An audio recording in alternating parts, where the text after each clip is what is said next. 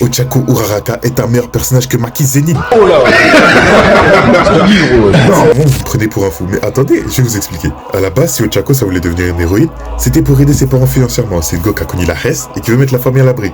Un peu comme nous tous en fait finalement. Et au fur et à mesure, pendant son parcours, elle va se rendre compte qu'en fait, il n'y a pas que sa famille qui est dans la Hesse. Les héros, ils sont en galère, les civils, ils sont en galère, les super vilains, ils sont dans la galère. Donc elle va se battre pour essayer de sauver tout le monde. Et ça, c'est un truc qui continue même après le manga, une fois devenu pro. Contrairement aux autres meufs de shonen classiques qui passent leur temps à appeler à l'aide, elle affronte ses problèmes elle-même. Elle a sa propre antagoniste, sa propre némésis, elle a ses propres combats. Carrément, c'est même pas elle qui appelle Deku à l'aide, c'est elle qui carry Deku. Grâce à elle que Deku il est rentré à Yue la première fois, c'est grâce à elle que Deku il est revenu. C'est grâce à elle que la première fois Deku il a porté ses cacahuètes. Mire tête à Bakugo qui harcelait encore à l'époque. C'est grâce à elle que Deku il s'est calmé quand le fouet noir il est apparu. Elle a carry Deku du début à la fin, c'est Deku lui-même qui le dit, c'est son héroïne. Son personnage, il a pas besoin de Deku pour exister, même pendant le championnat du Wei. Elle a refusé les stratégies de Deku, elle allait se battre 1v1 seule contre Bakugo. Elle a pris conscience de ses lacunes, elle allait s'entraîner directement pour les combler, elle allait maîtriser les arts martiaux. Maintenant elle est à base des super vilains toute seule. Elle a carry la guerre comme jamais.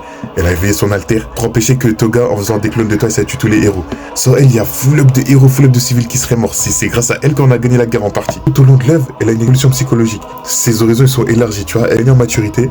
Elle n'a pas les combats les plus spectaculaires, mais elle a des combats qui ont du sens, tu vois. Et c'est ça qui rend le personnage intéressant. C'est pas la meuf la plus badass, tu vois. Ochako, tu vas voir, elle est mignonne. C'est pas comme des Maki, comme des Mikasa. C'est son côté psychologique qui la rend intéressant.